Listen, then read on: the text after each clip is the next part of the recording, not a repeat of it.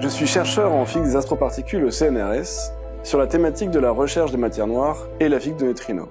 Je travaille à l'Institut de physique des deux infinis de Lyon et j'ai l'honneur cette année d'avoir été choisi pour la médaille de bronze du CNRS. Ce qui m'a conduit à choisir ce domaine, une fascination depuis mon plus jeune âge pour l'univers, son évolution, son histoire, mais également les lois qui le gouvernent. Cela m'a amené à étudier en master tout d'abord la physique subatomique et la cosmologie à Grenoble, puis à effectuer une thèse sur la recherche des matières noires. Enfin, après 2 ans de contrat postdoctoral au MIT à Boston, j'ai finalement été recruté par le CNRS à l'IP2I où je suis aujourd'hui pour travailler sur la recherche des matières noires avec l'expérience Edelweiss et pour monter une nouvelle expérience qui s'appelle Ricochet, dédiée à la physique de neutrinos.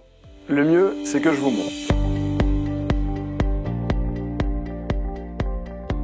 Les recherches que nous menons avec mes collègues ont pour but à la fois de détecter la matière noire présente dans notre galaxie, mais également les neutrinos provenant du Soleil ou encore des réacteurs nucléaires.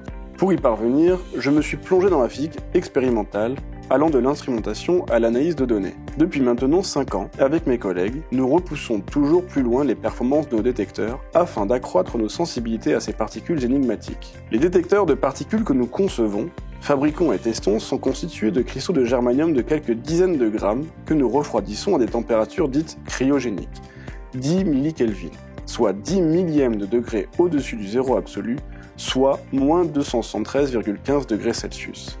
Ainsi, lorsqu'une particule, un photon de la radioactivité naturelle, une particule de matière noire galactique ou encore un neutrino de réacteur nucléaire y interagit, en entrant en collision avec les atomes du cristal, cela va engendrer une vibration du réseau cristallin qui va se traduire in fine en une infime élévation de température que nous allons pouvoir mesurer grâce à des thermomètres ultrasensibles. Un de nos objectifs principaux est alors d'optimiser la conception de nos détecteurs afin d'accroître notre sensibilité à de nouvelles particules hypothétiques qui seraient à l'origine de la structure, de l'histoire et de l'évolution de notre univers.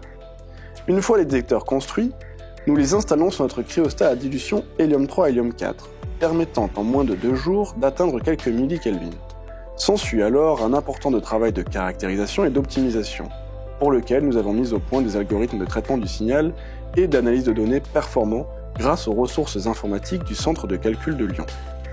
Une fois que nos détecteurs atteignent les performances nécessaires, nous les envoyons au laboratoire souterrain de Modane, où ils bénéficieront d'un blindage naturel d'environ 1800 mètres de roche afin de réduire le bruit de fond issu du rayonnement cosmique.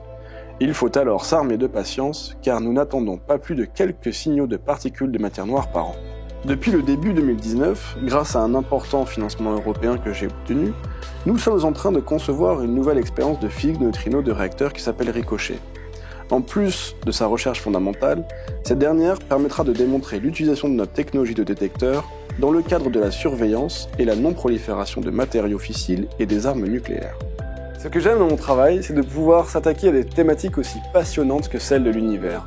Avec mes collègues, nous travaillons sans cesse sur la conception des expériences de demain qui nous permettront de repousser toujours à plus loin les limites de nos connaissances. Et pour y parvenir, nous nous attaquons à des problèmes très concrets, d'électronique, de mécanique, de cryogénie, de traitement du signal. C'est un métier pour lequel la routine n'existe pas, et chaque jour nous réserve son lot d'aventures et de défis.